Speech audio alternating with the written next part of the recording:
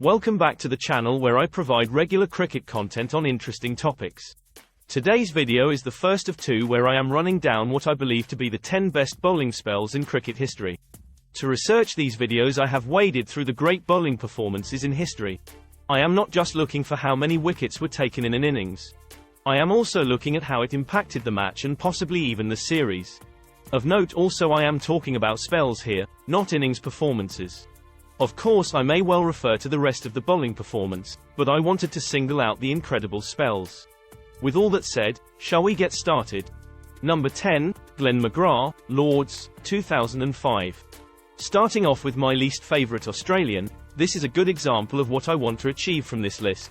Glenn McGrath has a back catalogue of many match-winning performances, but I wanted to single out this Lords game due to the context and impact. England went into this Ashes series with a confident, good side which had gotten used to winning. From memory Michael Vaughan's side had won 5 series on the bounce. But then landed the old enemy on our shores, with their ageing but still excellent nucleus intact. England started well, rolling the Aussies for 190 thanks in the main to Stephen Harmison taking 5. England was confident that we finally had a chance against the Aussies. But then McGrath proceeded to take 5 wickets for just 2 runs in 31 deliveries, to reduce England to 21 for 5. Australia would go on to record a comfortable victory and take the wind out of the sails of the English Ashes campaign. It was only a freak accident to McGrath while warming up for the next game which allowed England to get back into the series. The rest, as they say, is history. Number 9, Kapil Dev, Ahmedabad, 1983. Before going into this amazing bowling performance it is important to set the scene. India had recently shocked the world and beaten the mighty West Indians in the World Cup final. This is the same West Indies who had won the previous 2 events, and were heavily favoured to win again. But Dev and his countrymen had other ideas and made history.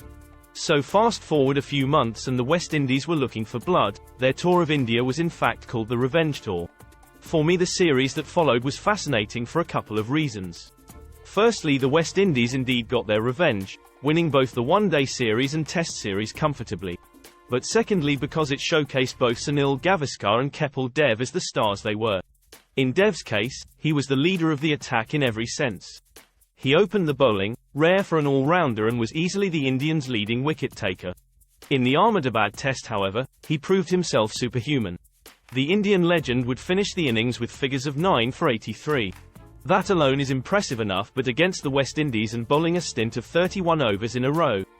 That is the stuff of legend and earns him a spot in my list. Number 8, Muttiah Muralitharan, Trent Bridge, 2006.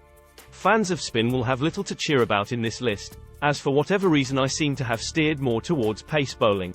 But when the Sri Lankans arrived on English shores in 2006, we were about to witness a master at the peak of his powers. Chasing 325 to win the test, England were going well with Strauss and Trescothick scoring freely. But what followed was a majestic exhibition of spin bowling of the highest quality. Murali ripped through the talented English lineup. In the space of 22 overs, Muralitharan had dismissed the entirety of England's top 6. It was some top 6 too. Trescothick, Strauss, Alistair Cook, Kevin Peterson, Paul Collingwood and Andrew Flintoff, the last 4 of those names collectively accumulating just 20 runs between them. The outspoken Geoffrey Boycott perfectly summed up the prospect of batting on this day by saying, "I really don't know how you score off Murali at the moment, surviving is pretty difficult." After tea the Sri Lankan great continued where he left off, being too much for Geraint Jones and John Lewis. He spun Sri Lanka to victory and left with many an English fan with their heads in their hands.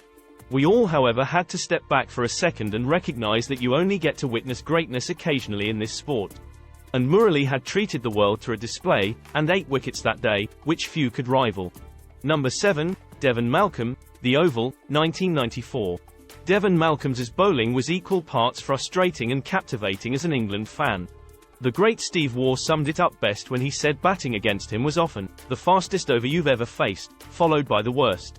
Malcolm was quick by any standards, but boy was he wayward.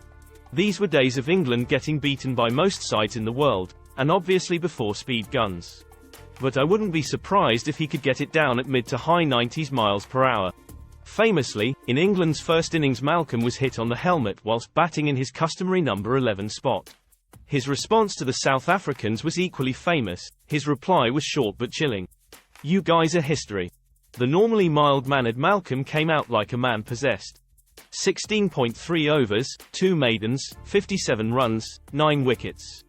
He bowled absolute rockets that day in one of the fastest spells of bowling the game has seen. If it wasn't for Daryl Cullinan showing some resistance, South Africa would have been skittled for a record low score. England would go on and record a rare victory, and Malcolm's words of, "You guys are history," would find themselves on every newspaper's back page in England. Number 6, Sarfraz Nawaz, 1979, the MCG.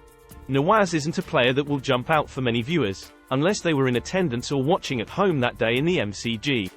He was after all a good player, but compared to the Imran Khans of the world, not one that sticks out for Pakistan.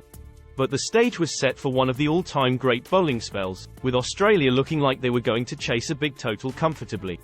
Pakistan had set them 381 to win, and the Aussies looked like they were going to do it at a canter. With Alan Border not out on 105 and Kim Hughes at the other end on 84, Mushtaq Mohammed threw the ball to Nawaz. They only needed 77 runs to win. Sarfraz then took 7 wickets for 4 runs in 33 balls, with 3 of these runs coming in no balls. He amazingly dismissed Australia for 310 to give Pakistan a surprise 71-run victory. He finished the innings with what was at the time the best figures by a Pakistani bowler in Test cricket and the 5th best in history, 9 for 86. In the process, he etched himself into history with one of the most stunning spells of bowling there has ever been. That wraps up part 1 of this 2-part series with some very memorable performances. As ever, however, there are some belters to come. Who do you think I have got in my top 5? I reckon someone will be able to guess 4. Ginger Woods is one of those in the comments who usually gets quite close. I am on holiday with my family at the moment, so it may be a couple of days before I can get the next video out. But I will do it as soon as I can. As ever, thank you to every single viewer and commenter. See you next time.